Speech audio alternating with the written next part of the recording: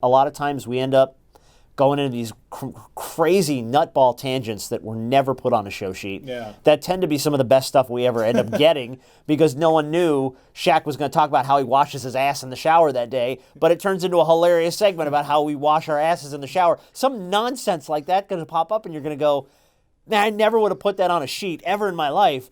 But as a producer, I know enough to just let them go with it because it's probably going to be really damn funny and it's going to turn into like a recurring bit on the show or something like that. A soundbite or something. Something. And that's where some of our best stuff comes from, is just the natural chemistry of the room and where things go sometimes. What's going on, guys? Thomas Jordan here, still in Atlanta. They're sitting next to Rob Jenners. He's a producer and co-host of the Big Podcast with Shaq. That's right. And he's also a longtime friend and mentor. I know you've been in the industry a ton. You've seen radio. You've been in morning radio here in Atlanta. So how did you graduate into podcasting? Well, the cool thing about radio is radio and podcasting are kind of like married a little bit. Yeah, and I don't think people really think about that. But as a radio person, excuse me, you're kind of built for podcasting. Mm-hmm. And with the podcast game, especially with the one with Shaquille, he's here in Atlanta because he films his NBA show here in Atlanta, Inside the NBA on TNT, films at Techwood Drive here in Atlanta. And he wanted to start a podcast. It was back in 2015 and needed a co-host. And he had to have a co-host in Atlanta because he was going to be here all the time. Yeah. So he had only known a couple guys, one of which was a guy named John Kincaid, who I work with here at The Fan in Atlanta, 6A The Fan. And he had heard John on the radio arguing with his partner and goes, that's a white guy I can argue with. So reached out to John, who John, you know this, but other people may not, the most straight-laced, buttoned-up kind of guy in the world. So Shaq reaches out to him, his agent reaches out to John and says, hey, you want to get together with Shaquille, talk a little bit, see if this podcast thing is going to be for you, and takes John to a hookah bar, which is the exact opposite of what he... Yeah. Not John Cena. Not John Cena at all. The only time he's ever been to a hookah bar will be this one and only time in his life. Yeah. So ends up talking to Shaq for like 4 hours. Comes back to the radio station, tells me about it, and says, look, we're going to need a producer for this show because, Shaq's great, and John's hosted a show for, 20 years here in Atlanta. Yeah. But it's going to need a producer. It's going to need somebody who can build out some production and give it some direction and prepare some content, that kind of stuff. And offered it up to me. And, of course, when you get offered a job to work with Shaquille O'Neal, you say yes. Yeah. For me, being a production director here at The Fan for now, 11 years, and having not been on the air and producing shows and hosting shows, that was kind of a nice little itch to scratch for me. It got my creative juices going, and it was June 1st, 2015. We did our first show with Shaq.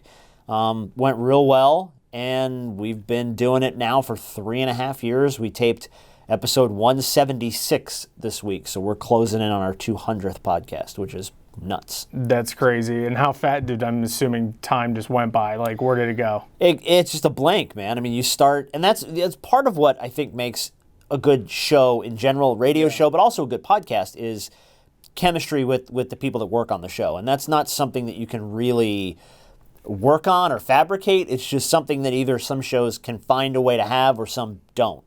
And I listen to a lot of different podcasts, and you can immediately hear it in a lot of podcasts specifically. This group of people are successful, not just because their content is really good, but they have good chemistry amongst the room. And as soon as we started doing that show with Shaq, I kind of felt it early on. I'm like, we got good chemistry in the room, and that's something that a lot of times when you work in a room that doesn't have it, you try to find 100 different ways to compensate for it, usually through content. You're like, if I create a massive amount of content, it'll make up for the fact that I hate your guts and I don't want to see you when the microphones are off. Total opposite with the podcast with Shaquille. It's just we all really genuinely get along.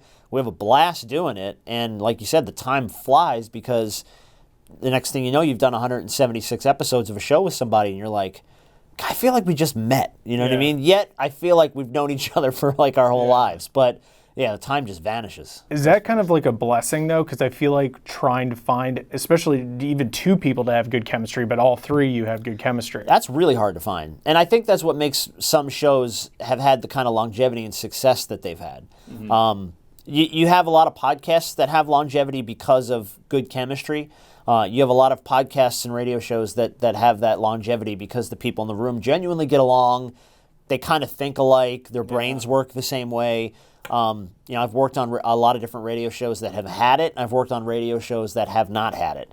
And the room feels very different in a room that has that chemistry versus a room that doesn't. And unfortunately, in all the years I've been doing this, I haven't found a way to adequately compensate for that lack of chemistry amongst the people in the room. So to find three people, and we have a fourth guy that works on the show with us, a guy named Brandon Harper, who does our social media, and he also kind of chimes in on the show too. To find people that genuinely like working together and then have that creative chemistry is tough to find. So when you find a room that has it, you tend to just be like, good, let's go, let's push the envelope, let's do more content, let's crank out more stuff, because you just want to use that as much as you can and get as much out of it as you can. So that's awesome, man. And as far as like with your producing, like I feel like the term producer gets thrown around a lot. And I'll be honest with you, like the podcasts that I've listened to, or, like the Joe Rogan Experience, or even a lot of these entrepreneurs, it's just either them talking by themselves or it's just an interview. Yeah. And with me, I just go no script, just like, let's see what happens, and we'll make something of it. It's not on camera now, but you have like 4 full pages of like content. Oh yeah. Like I think people would like, I guess in TV it's a little bit different. Like, you're either writing questions or setting stuff up, but you're like, I mean, what exactly do you do? So early on, the producer's role, and you're right, it does get thrown around a lot, because anybody can be a producer. But in my eyes, a producer has always been the guy in the room that facilitates the success of the hosts of the show. Sometimes you're included in that as a co-host, if you will, and sometimes you're not. I've been on shows where I've been a more behind-the-scenes producer. But if my hosts are generating good content and talking about good things and having fun on the show, I don't care if I'm involved or not, as long as the show itself is succeeding because of the efforts that I'm making to create content or further the content, that's a successful producer. So my role really on the podcast is I build the show every week as if John and Shaquille were going to come into the studio having done no research at all for that week's show. We don't know what we're going to talk about. We don't know any of the details of the stories we're going to get into. We don't understand the segments we're about to execute. Yeah. That's how I prep the show. Now, that's never the case. They never come in unprepared, but if there's a week, especially with Shaquille's schedule, where he landed in Vegas 3 hours earlier, got off a plane, went to a studio, and now he has to record a podcast, I promise you he hasn't had a lot of time to look through prep or stuff that I've sent him. So at least, if anything, he can look at this sheet that I've got in front of him, which usually starts with topical stories, things that are either going on in Shaquille's life or in the world of sports or in the world of entertainment or news, stuff that I just know he will want to talk about or will be interested in. And it takes a while to understand what your hosts key in on. So I kind of have an idea of what the stuff that he keys in on. But same thing with the segments. I build these segments and these little benchmark bits and stuff into the show that I know he's going to have fun doing. And I try to give them enough content that, like I said, if they don't know what to do that day, here's a whole show. And our shows usually run about an hour. Yeah. That really wasn't by planning or purpose. That's just kind of about where they started to fall. And no matter what I prepare for a show, we almost always go about an hour. Yeah. If I don't have a lot of content in a week, we'll somehow end up at an hour. If I have a ton of content in a week, we somehow end up at about an hour. So for me, it's just really setting the table for them to be successful. Even if it's a week where maybe I'm not here or I'm out of pocket, great, here's a show. Here's all your commercial copy, here's all your content, here's a ton of stuff you can do.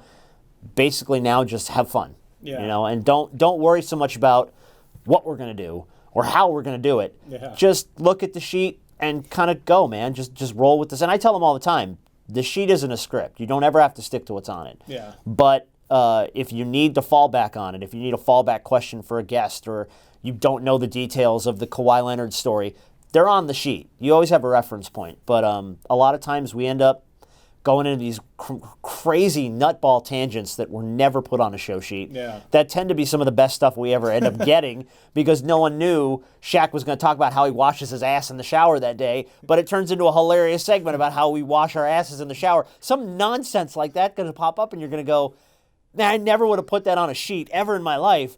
But as a producer, I know enough to just let them go with it because it's probably going to be really damn funny and it's going to turn into like a recurring bit on the show or something like that. A soundbite or something. Something. And that's where some of our best stuff comes from is just the natural chemistry of the room and where things go sometimes. So if I could set the table as much as I can for them, then they don't have to ever worry about anything and their minds aren't racing about how they're going to attack a topic. Yeah. It leaves them wide open to do really dumb stuff and fun stuff and take the script sometimes and just throw it on the floor. And I encourage that thoroughly. I'm like, if you guys just go, man, this is the fallback if you need it, but go. That's what I was going to ask you. So it's like, how often than not does that happen? Where you've prepped the show, you've done all this research, you've stacked it, you've done everything you could, and it just kind of...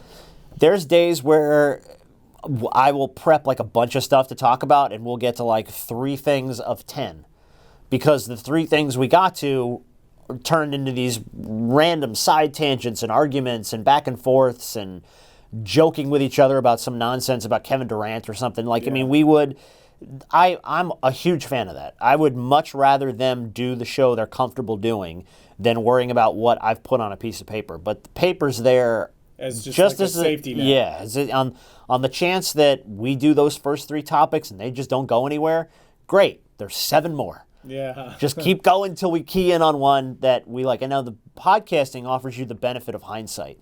You can edit. Live radio, you can't edit. Yeah. If you try a segment on live radio and it dies, everyone heard it. If you try a segment on the podcast and it dies, I'm like, cool, snip, snip, gone. It never happened.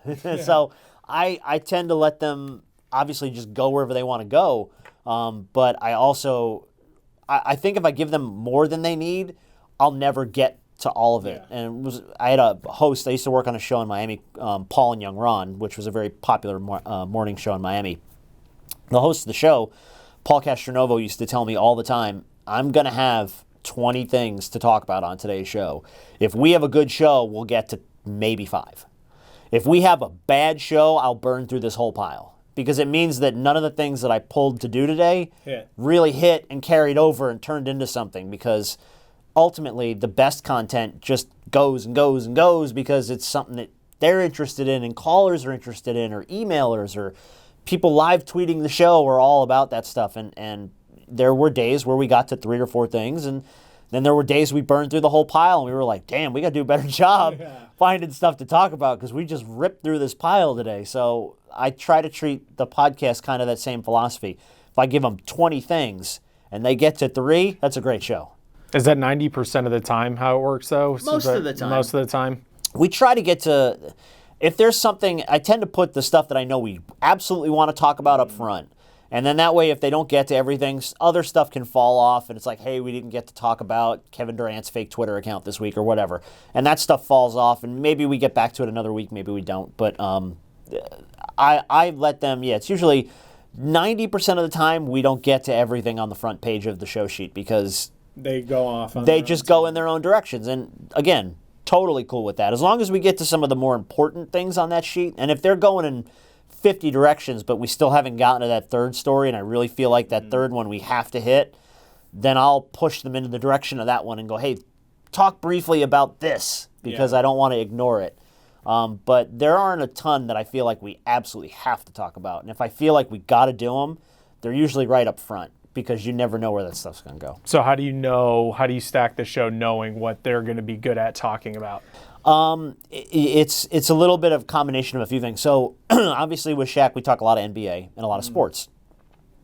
Part of that is knowing the personality of the teams that Shaq either supports or the teams that he's involved with. Do you guys ever do the show live versus recorded? Because even like my goal when I get a podcast going is to just go.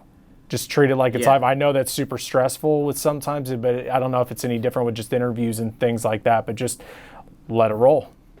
We do. That's kind of how we treat every show. I treat every show like if it was going to air live.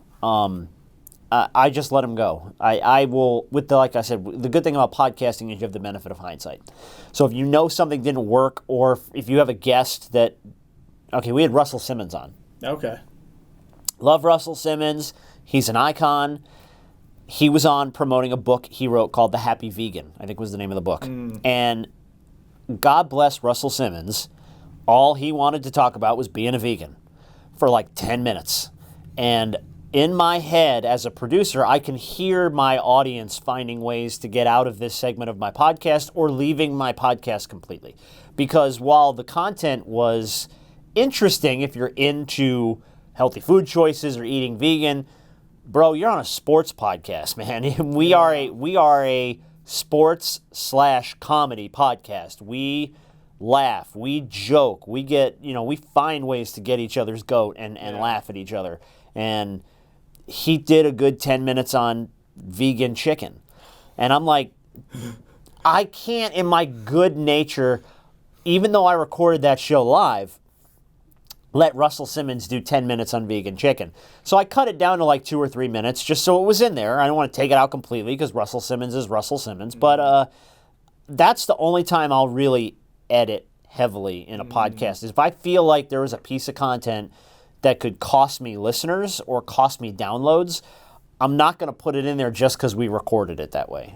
That's the only time I will ever really go back and edit heavy. More or less, my editing is required to cut the top, cut the bottom. I'm okay with the sound and the mixing. Fly, baby, fly, and go. But yeah, more or less, like we did for our 100th episode, and we're at episode 176 this week, but for our 100th episode, Jamie Bendel, who owns the Punchline Comedy Club in downtown Atlanta, let us have the club for the night. So we did a live podcast. We went 2 hours live on stage at the Punchline, and I let that thing just go. I mean, we just do a live show. So you can find it on YouTube if you search for the Big Podcast with Shaq. The full 2-hour live show is up on YouTube, and we had a blast. It was great, but I try to treat the recorded shows just like we were doing a live radio show, probably because that's where my background comes from. Yeah. So part of me can't really compartmentalize to go, okay, well, we're going to do 10 minutes here, and then Shaq's going to go take a dump, and then come back in like another 20 minutes, and we'll do this other 10-minute segment. And it's like, no, I treat it like a live show. Yeah. When we start, we're not going to stop till we're done. We're just going to go. I mean, unless the studio's on fire, and then we got bigger problems. But we're just going to go till it's over, and we're going to see where the show goes. And I often never have to go back and go, man, we got to cut out, when it was Russell Simmons, I was like, I got to cut out some of this vegan chicken conversation because, my goodness, it was just terminal. But how does that work, though? Because Russell Simmons is Russell Simmons. And, if he listens, he's on the show. I know, you don't want to offend him. You know for a fact he's going to listen, and he knows what he said, and he's like, where to go. So dealing with that, how do you not step on any toes? Well, that's another fine role of a producer. Sometimes you got to take the bullet. Even if it wasn't something that you did, sometimes your host is going to say something or do something, or you're going to cut 7 minutes of vegan chicken conversation out of an interview, and you have to do it knowing that you're going to be the one that's going to stand in the line of fire and take the bullet, because Russell Simmons, if he's really pissed, he's going to call Shaq. So before that happens, Shaquille needs to know that we cut a bunch of this stuff out of the podcast, and I usually get his thumbs up or thumbs down before any of that happens, because ultimately, if Russell Simmons is really pissed, he will blame me, but he will call Shaq. So when that call comes in, he needs to know, I cut 7 minutes of the vegan chicken shit out. It doesn't exist anymore. It's gone. So just so you know, before the phone rings and you go like, oh, Russell Simmons is calling. I wonder what he wants. Oh my goodness, we cut half his interview out on the podcast. At least you know up front. So, part of it is, yes, if you want to, Shaq will go, oh, I'll have a conversation with him, man. He ain't going to be like, and then he'll call me and go, yo, Russell Simmons called me. I knew he was going to call me. So part of it is getting ahead of it. Getting in front of it, and then being willing to take the bullet. If Russell Simmons is really pissed, blame me. And if he wants to yell at me, give him my number. He can call me. He can yell at me all he wants. He can not recommend me for 15 more jobs. It comes with the turf of being the producer. There's been times where I've had hosts say or do things with guests on the air that they didn't like, and I know immediately when it happens, my phone's going to ring. It's going to be a PR person, or it's going to be an agent, or somebody's going to be, why didn't you have her on longer? Why'd you cut her off? Why didn't you let Russell Simmons talk about vegan chicken? And as a producer, you go, look, I work for my listeners. I don't work for the agents that book guests on our show. I don't work for the PR people that represent those guests. I work for my listeners.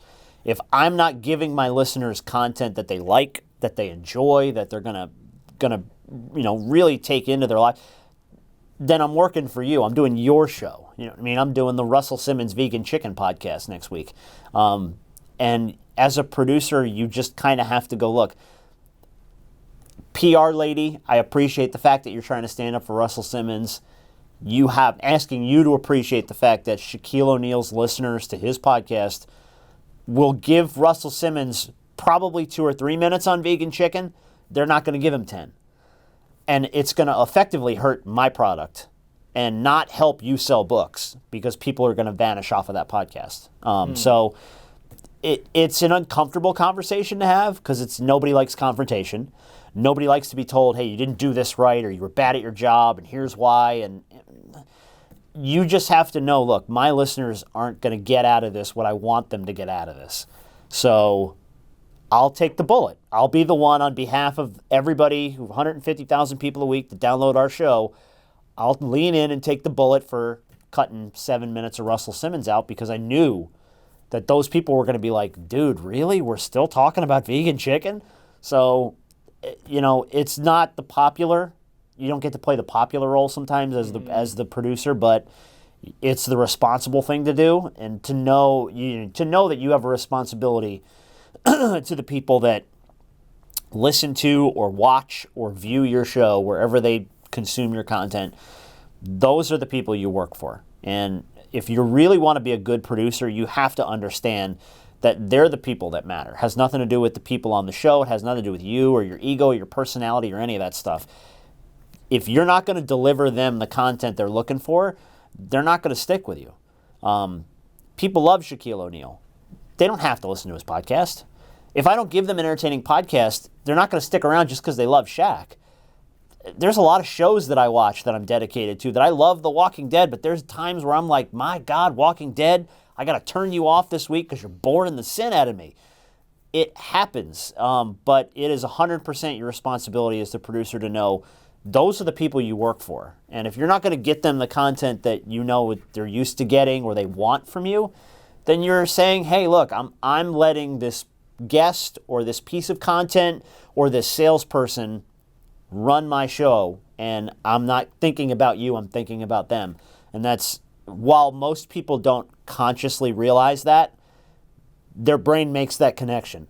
And they'll find another outlet. They'll look for another podcast. They'll look for another show to watch. And I'm so glad you said that, because the problem that I see a lot with either smaller podcasts, smaller YouTubers, whatever, especially something that's heavily interview based, is what'll end up happening is, like, if you do cut or something, or it's not catered to the way their team sees fit, they get pissed, and then they're like, gank it, we didn't sign a release, we didn't do this, like, we don't want you to post it. So, like, okay. So what if they say that? Well, I mean, for me, part of it is too, I don't do a podcast that's relying on guests. I have the best guest. Yeah. I have Shaquille O'Neal. He's better than any guest I book. Unless I book the President of the United States, he's better than every guest I'm going to book. So if you're pissed and you don't want me to run your interview, I'll take it off. Because the only one that doesn't benefit from that is you. It has nothing to do with me. My show's going to go on. Now, if you do a show that's very heavily interview-based and you don't meet that guest standards, that poses a problem. Because basically, if you burn a bridge with one PR agent or one booking agent, that spreads like fire to other people. Oh, he didn't do what he said he was going to do. He didn't do it. But that's the line you got to draw, and you have to be upfront with people. And if they say, we don't want you to talk about XYZ content, you have the ability as a producer to pass on that up front. But you have to be upfront with people. You know what I mean? Yeah, and that's what I try. I try to give like a basis of what I wanted to talk about, and if there's anything you don't want to talk about, please list, because I don't want to get that email because you have Shaquille O'Neal, you have all the leverage. Somebody smaller like myself has zero leverage, and it only takes one. I had somebody one time, they didn't like the thumbnail I made on YouTube, and they were like, scrap everything. Well, I mean, it's not hard to change a thumbnail, though. Yeah, I know. You know, you make a small change. She was really pissed. Okay. Yeah. Then you go, I apologize. We'll pull it down. Yeah. And unfortunately, you lose a show out of it. Yeah, definitely lost the video out of that one. But because to me, it wasn't worth dealing with. That's the headache. Yeah. It's my stepdad used to tell me, pick the hills that you want to die on. Is this the one you want to die on over a thumbnail? Because it's going to spread to, like you said, other people, and they're going to go, I didn't take that. Sometimes if your content takes the hit because, of something like that, it sucks. And as a producer, you go, no. The show still has to continue on. I'm still going to post it. If they don't want it up, sometimes you got to eat that bullet and go, fine, we'll lose it. We'll take it down. But I'd be cautious moving forward. I'm going to be more reluctant to put your people into my show. Now, remember, too, with guests, and this is something I've always heard from program directors and show hosts for as long as I can remember, the guests need your outlet more than you need the guests. So even if you're a small show, you're still giving a guest an avenue to promote whatever they're promoting, a book, a movie, a show, whatever the hell they're doing. Your outlet is part of the avenue that they can use to promote. Not every guest is going to need every YouTube show. So sometimes they might say, hey, I was going to throw about your thumbnail. Scrap it. I don't want it on. Okay, fine. And it sucks because you worked hard on it and you spent time on it and all this stuff. You scrap it and you move on and you go, I'll just do better next time. But I've been very upfront with people. Anytime they come on to any show I've ever produced, no matter what the show is, if you have restrictions, tell me up front. That's the if I'm not comfortable with those restrictions, I'm not going to book you as a guest. Because it's not worth it. It ain't worth it. And if you have, for the sake of an example, Stormy Daniels, but she will not talk about the president, I can't put you on my show. Because everyone's going to come for something that they're not going to get, and there's no. It hurts me more to promote that I have Stormy Daniels on the show and not talk and then not deliver the content that everybody is going to come to the show expecting to get. That hurts my show more than, okay, maybe I got a whole buttload of downloads or views that week because it was Stormy Daniels, but the long game is it completely squashed the credibility of my show because we didn't talk about the president. So if there's something like that, I need to know up front. And if I'm going to have a guest on and you say, you're going to have on, Jamie Foxx, but he doesn't want to talk about dating Katie Holmes. Well, that's kind of one of the stories that everybody's talking about. So what am I supposed to just dance around that? And P.S., I can't promise that my hosts are going to meet that requirement. They might ask about it anyway because they know people are coming to the show to hear us ask him about that. So if you want to pass on that, I'd hate to lose Jamie Foxx, but if you want to pass on that because of that restriction, okay, we'll find another guest. We have other options and other avenues. We don't need to put you on our show. So what ends up, because you've been in this a long time, even if you spend a year in it, there's going to be lines crossed. Like, let's just say you book it, Jamie Foxx doesn't want to talk about Katie Holmes, but the hosts don't care, and they go in on it, and Jamie knows, and everybody in the room is like, oh, then what? Well, then that's where you take the bullet as the producer. That's when you know you're going to get the call, and hopefully if I was good at my job, I told them up front, I can never, and I would tell people all the time, I cannot promise that I'm going to meet your restrictions. If you want to book Jamie on the show, I will tell my host that he doesn't want to talk about this, but I can't promise you that they're not going to bring it up because I don't control what they say. I can give them the restrictions. Now, a lot of times I've also told PR agents, if you give me a restriction, it amplifies the possibility that they're going to bring it up because they're going to bring it up just to spite you.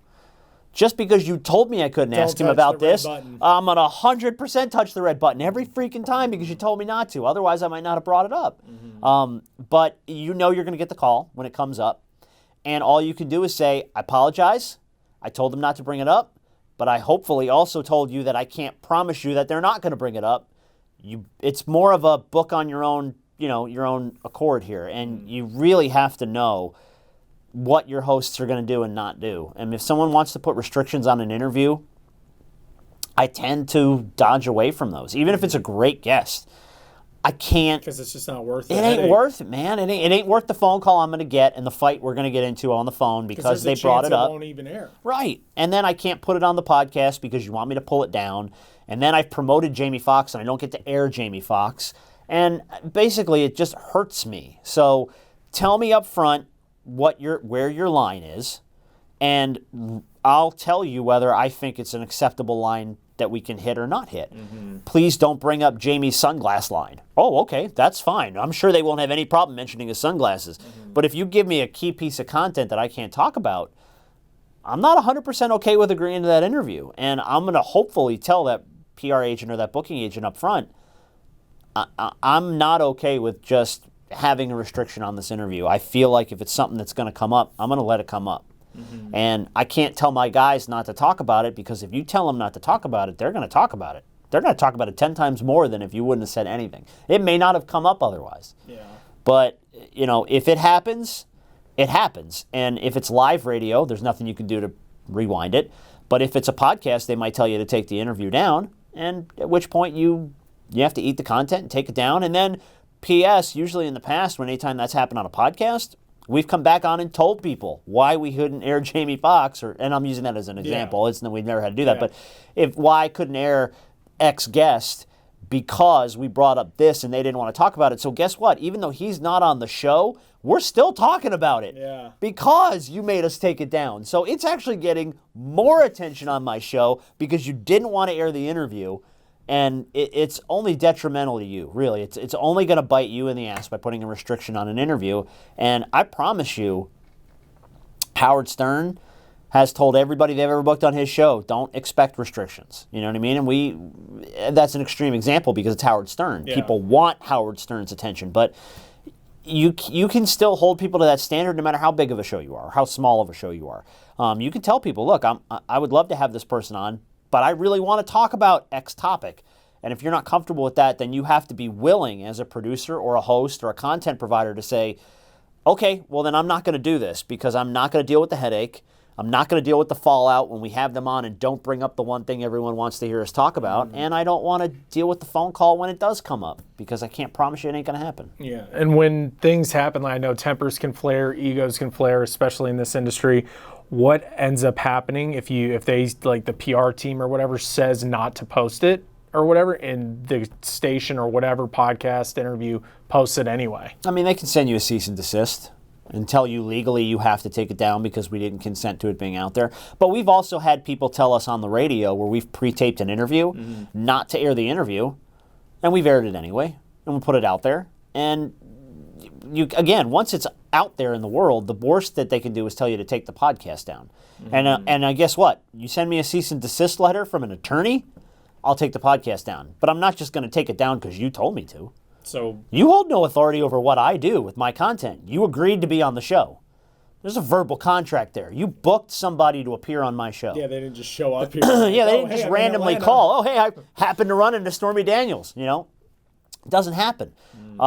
Your verbal agreement to be on my show allows me to put that out in the world. Now, again, there might be legal repercussions there, and they might tell you, cease and desist, take it down, at which point you take it down.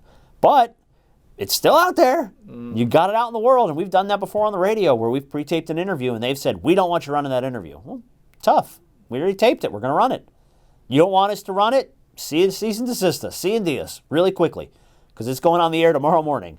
And it's never stopped us from running an interview. And, yeah, sometimes you get the cease and desist or you get some kind of a legal letter from somebody. But I've never gotten a lawsuit from someone that said, you put this on the air without permission. Bull crap. You booked a guest on my show. I had permission to air whatever we taped. Yeah. You can fight like hell as a PR agent or scream and yell from the rooftops that we can't post something until I get something from legal that says I'm not allowed to put that up, which a lot of celebrities specifically will get you a C&D pretty quick to take stuff down, take content down. But they've got teams to do right, that and that's what they do. But that's fine.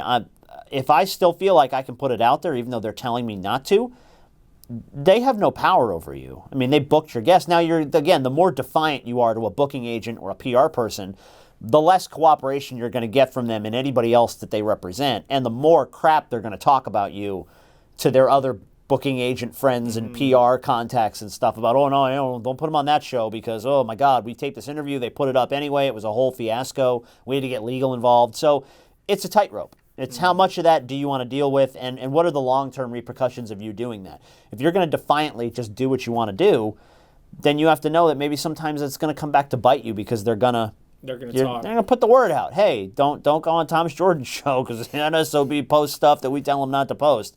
And if you're willing to walk that tightrope, go for it. Look, they don't know everybody, and there's a lot of times you can book guests that they're not going to go. It's not like all of a sudden your reputation is sullied for the rest of your life and you're never going to get another guest. It's just going to make working through their firm or through people they know more difficult. You're going to have to maybe agree to stuff to get bigger. And we've had times in the past where we've done stuff like that, and then it burns us in a year. Because they have a big name guest and it just happens to be going through that same damn firm, and I'm like, oh, that lady hates us. We're never going to get this guest. So you have to realize that sometimes you burn a bridge here and there. But yeah, I mean, until I get a C&D from legal, I'm allowed to do what I want with what you agreed to originally, which was an interview. Unless you signed some kind of legal restriction that I wouldn't do something and then I did it anyway. I'm not in violation of any agreement or anything like that. You asked me not to bring something up. Hopefully I didn't agree to that, and it came up anyway. So C&D me and I'll take it down. But, again, it's that fine line of if all that headache is worth it, go for it. But a lot of times for me, I try to lay that stuff out up front because I don't want to go through all that other nonsense. Yeah. I don't want to deal with you. I mean, you were hard enough to get him on the show anyway, and then you're going to put restrictions on it. I don't want to deal with you anymore. Yeah. Go away. I don't need you on my show. And if your show is 100% reliant on other people, then you got to take a deep, hard look at what kind of content you're putting out. I mean, if you're an interview show, I get it. Maybe take your interviews in another direction. The bigger the name, the bigger celebrities you work with, the more of that crap you're going to have to deal with because they are very careful about how they manage their PR and how they manage their brand and their image and all that stuff. So maybe you need to start skewing in different directions. Look for experts. Look for other people. That's why a lot of entertainment shows don't always have the celebrity on, but they have someone that can talk about the celebrity because they can be more candid with that guy than they can with the actual celebrity. You gotta, I'm a huge fan of build your show around the content you know will succeed that's reliant 100% on what you can create. If I'm reliant on interviews, then my show is really based on what I can get from other people. And you lose a lot of control of what you can put out. Early on in the Shaq podcast, we were very big on interview until we started having people cancel and move and shuffle and please don't air that and let's cut this part of the interview out. And then I started really taking that show in another direction. I focused 100% on the content I could control. If I can get a great guest, I'm going to drop them in, and I'm going to include them in the show, and if they're great, awesome. But if they start coming at me with restrictions and stuff they want taken out, I'm not a fan of that. I'm either not going to use it, or I'm just not going to put that person on the show ever again. Would it be worth getting, I've had people recommend trying to get, you said cease and desist so many times, I'll see you, yeah. No, but, what do they call the release forms? Sure. Do you guys use them at this level, or what is it like for somebody at like a smaller level? We use them in interviews that we videotape. Anything that we will record. So Shaq's filming a reality show for Facebook Watch called Big Chicken Shack right now. If we had a guest on the phone, we had actually the week that they were recording, we got to record. Shaq admitted on the show the week before he was a humongous fan of Maury Povich. He watches Maury Povich, and him and his buddies bet on whether guys are the father or not on his show. So he gets a huge kick. So John and I reached out to Maury's show, and we got Maury Povich to call in. Yeah. So he was like a kid in a candy store. He was so happy he got to talk to Maury Povich. So him and Maury cut it up for like 10 minutes. They had a great interview. It was very funny. Maury invited Shaq to come co-host the Maury show one day. And we had to get a release from Maury because we were using his voice, not just on the podcast, which he agreed to, but we were using it in cooperation with the Facebook show. So we had to get a release from his people in order, just to use his voice on the show, but to be able to use it in a capacity other than what we agreed to, which was the podcast. If it's just a guest on the podcast and there's no bigger distribution involved or videoing or anything like that, or if we're videoing it just for our YouTube channel, we tend to disclose that up front, but we don't ever get into release forms and stuff. How are you like booking guests? Because I know that's a huge thing. That can be like, where do you get all that information? So we contract with Podcast One. Podcast One is the company that owns the podcast and distributes the podcast. They have an in-house guest booking person who will go out and search down those leads and has contacts and has Rolodex. For a while, we had an independent guest booker working for the show that we were paying. But the best guest booker is Shaquille. Because he's got the Rolodex, man. He knows everybody. Like, if there's a week we don't have a guest and I feel like we could really use one, I'll ask him to scroll through his phone. Who can we call? And we actually made a dumb bit out of it. I think we called it the SHAQS. Scroll through the SHAQS and find somebody in there that we can call, and it's always somebody really rams like Rick Fox out of nowhere. Like, you know what I mean? Like old teammates of his he can call anytime. Charles Barkley. I'm like, whoever, John Cena, you know? You got his number because he did the whole carpool karaoke thing. Oh, yeah. And you guys just call and he just picks up first ring? Well, he calls from his phone and says, yo, I'm going to call you back from a number. I'm doing an interview for my podcast.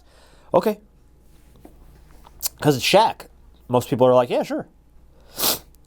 That's insane. So he's got the best Rolodex. But for somebody, he's got everybody's number. Yeah, but for somebody small, yeah, sure. What would you recommend? Look for, they have guest booking companies and stuff that you can contract.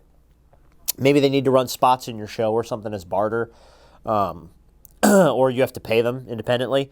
That stuff's not fun because you do have to pay for it. Mm-hmm. But I think anybody can book a guest on their own if you do enough research. Really, the trick is find out who represents them, for starters.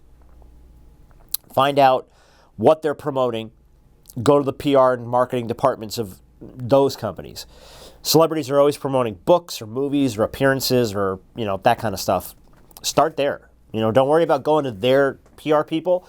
Go to, you know, Penguin House Publishing's PR people because they're promoting a book. Mm-hmm. We're doing a podcast in Atlanta. We'd love to get them on to promote the new book. That'll at least get it on the radar of people that are booking the book tour. You know what I mean? Whatever they're promoting, I've gotten a lot of sports celebrities on by going direct to the team and going to their PR people. Now, it helps when you get to drop Shaq's name, but nonetheless, when you go to their PR people and you find their marketing person, that's the person that usually books the interviews on local radio or national radio. Work through them. I'd really like to just get 5 minutes with Matt Ryan, you know, in like a week or two. For me, it's easy because I can mention it's for Shaq, and most people jump at that opportunity. But if you're not that, this is for a local podcast we're doing. We talk a ton of football. We'd love to have Matt on. We'll promote whatever you guys want to promote. If it's ticket sales or whatever, find the avenue that offers some kind of a reward to the guest. So we'll promote the ticket sales or the book sales or the movie sales or whatever the hell we got to promote that makes it worth their while to carve out 5 minutes with you or 10 minutes with you. Yeah. And look, the bigger name guests, they're hard. They're really, really hard to get. I mean, they're hard for us to get, and I get to drop Shaq's name. And they're really hard for us to get because a lot of times their promotion schedule gets booked up fast. I mean, you know, big name guests are going on Jimmy Fallon and Kimmel and Ellen, and they're not carving out a lot of podcast time, you know? So that's a tough putt, even for us sometimes, to get the big name guests. But you can get those middle range people. You know, I always marveled at Mark Maron, who got President Obama when he was still President Obama, when he was still the president. And I was like, how did you pull that off, man? You do a podcast in your garage. Like, yeah, You're Mark Maron and you do a podcast in your garage, bro. I'm like, how in the world did you pull that off? Did he tell you? No, we didn't have any real direct contact with Mark Maron. I just wondered that to myself. How did you pull that off? But some people just know how to work the contact. I mean, if it's just the one contact you have at one company, and that company happens to be pushing a book for somebody or pushing an album for somebody, work that content. What can I do to get 5 minutes with President Obama? How can I do that? What do I need to do to make that worth his time? Because ultimately, that's all they care about. Is it worth my time to give you 5 minutes? Because if you're a small show and you're trying to get a big name guest, you have to justify your value to them. And that's hard to do when you're a small show or when you're a podcast that doesn't have, hundreds of thousands of downloads every week. It's really tough to justify your value to really important big guests or big name-worthy guests that can help you. It's tough. So you got to try and find that avenue. We'll promote the thing you need promoting most is usually the best avenue to go. If it's a book or if it's a ticket sales to an event or you're doing a youth camp, I don't know what the hell it is. But whatever the thing you need promoted is, I will whore myself out for it to get 10 minutes with the president. After doing this for so long, do you have any little under the table secrets of things you can say or do? Whether that, we were talking about adding value or whatever, but I know some people have little things whatever they may be. Yeah. Start a podcast with Shaquille O'Neal. That helps. Yeah. That helps tremendously. Not really secrets. It's just I think the biggest secret is I think a lot of people don't realize that the marketing departments for a lot of these businesses and companies, whether it's a publishing house or a music label or a sports team, the marketing department handles a lot of the PR and the press and the bookings and stuff that go out. So even though you're thinking, well, if I know this guy, he can go to the team and get that interview, a lot of times if you can work the marketing department a little bit, you can find out what you need to do or who you need to talk to get that interview. Who's the final call on booking that guy on that show? And how do I get to that guy? And then how do I make that guy realize that I have... But getting to the right person is usually 90% of the battle. Mm-hmm. Then that person is either going to shoot you down or give you a thumbs up, and that can be quick or that can be a fight. A lot of times they will shoot down small shows or podcasts or anything like that because they don't see the value in it. But if you continue to follow up and find angles and work it, eventually they just go, you know what? He's available next Tuesday for 5 minutes. Can you do it at 1 o'clock? And eventually, if you break down that wall, but you got to be persistent. And those marketing people control a lot more of that than I think a lot of people realize. I think a lot of people think, well, there's a booking agent or a PR company. No, a lot of times it's the marketing department because the marketing department is challenged with find outlets to promote whatever this celebrity is promoting that aren't your traditional Jimmy Fallons and Jimmy Kimmels and Ellens and stuff because we're going to get all that. What are other avenues to connect with people that maybe people that don't stay up late enough to watch Fallon? Maybe more people listen to podcasts than watch late night TV. So find those avenues. So those marketing people are charged with find different ways to promote their products, whatever the product is, whether ticket sales, album sales, book sales, whatever the hell it is. That marketing department controls a lot more than I think people realize. And it's interesting, we talked about our mutual friend Greer, who works here with the Braves as well, as they mentioned something about the marketing department.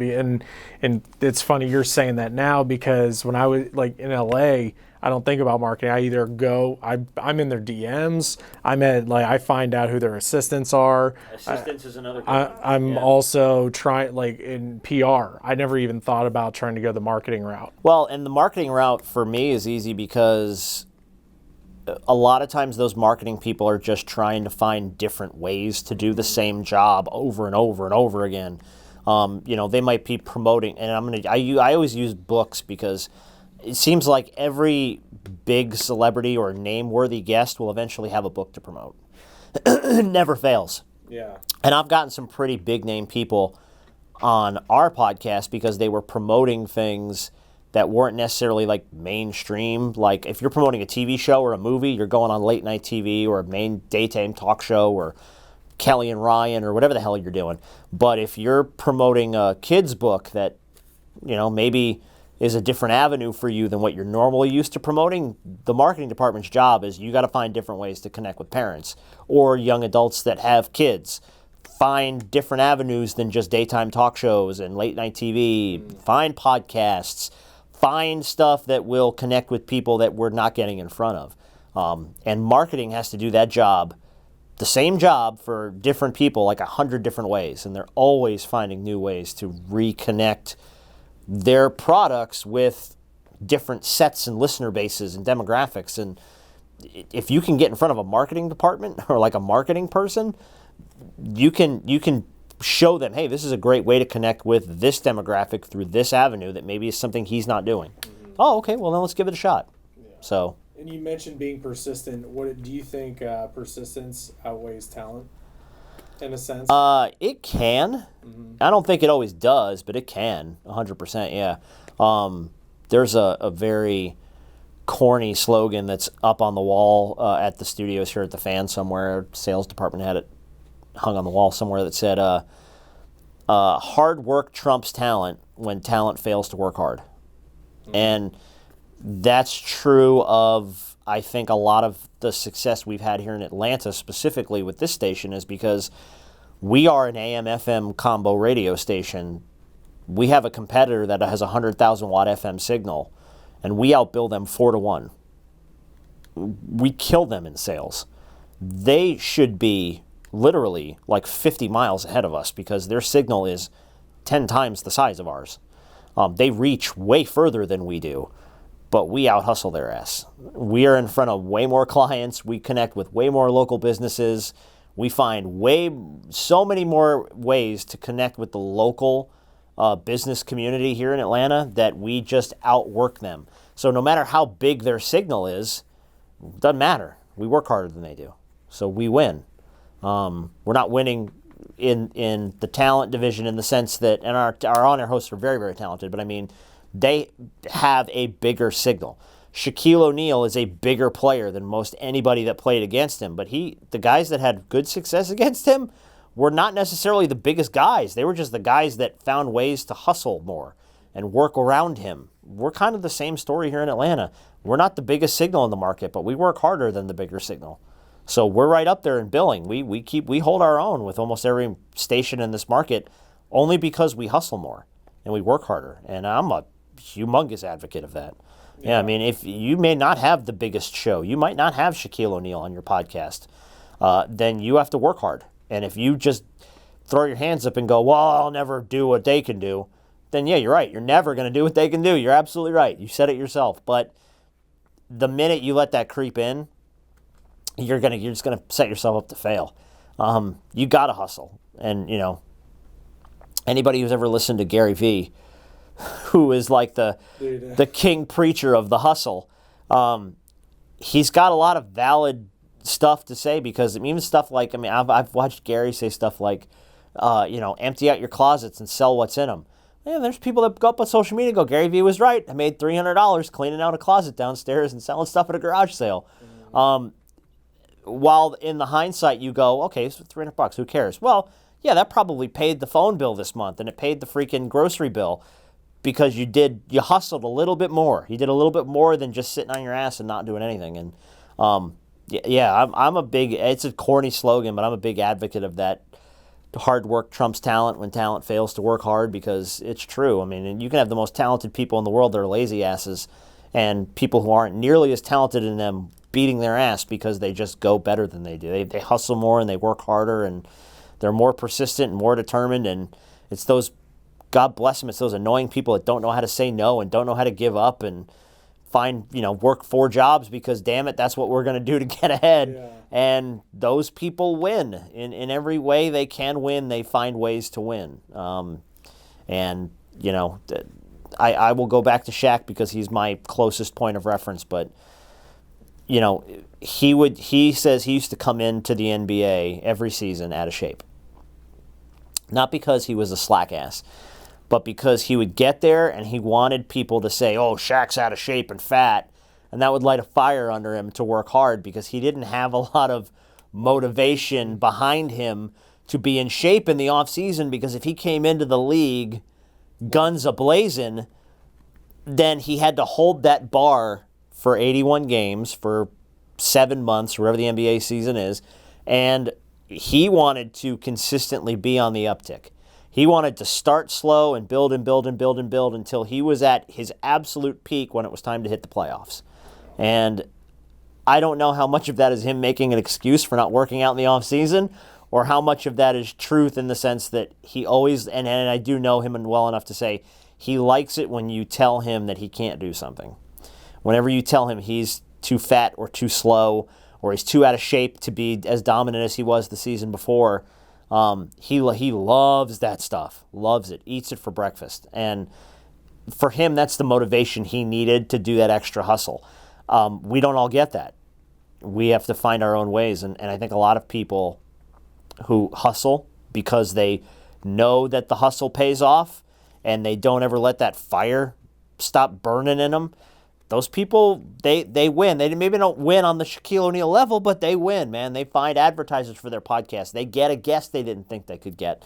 They book a gig that they thought not in a million years would they be able to get. And, that crap pays off, man. The harder you work, you never know what door's going to open for you because you're the guy that was there early and stayed late and did the extra hours and put in the extra time. That stuff always pays off. Yeah. And I could sit here and talk about that. I mean, I could talk about this forever. But like, if somebody were to come up to you and they're wanting to get into hosting, podcasting, like it's all relative. Like any type of hosting, what advice would you give them? I'll give them the advice I followed myself, which was find the people that you connect with on any level of success. So like if you want to be a host or you want to be a producer, who are the people that you think do it well and what makes them good? You know what I mean? Like don't copy anybody's style, but look at the people that you think are good and find out why. Like don't just be, oh man, I love Ryan Seacrest, man, that guy's great. Okay, why? What makes Ryan Seacrest great to you? Like what about him stands out compared to any other guy who does his kind of job? What about him? Is it his personality? Is it the way he works on his feet? Is it his balance? Like what about him makes him good?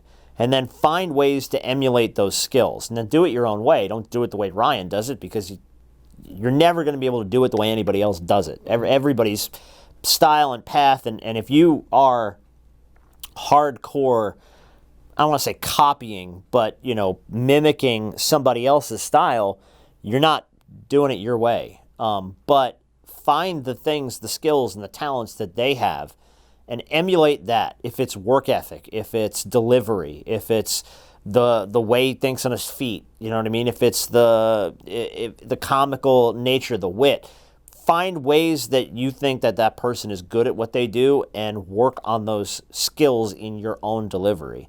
I used to listen to, as a radio host, I would consistently listen to other people on the radio. And I'd be like, damn, that guy's good. And then I would think to myself, what's good about that guy compared to anything that I can do? And don't just say, well, I could do as good as he could do.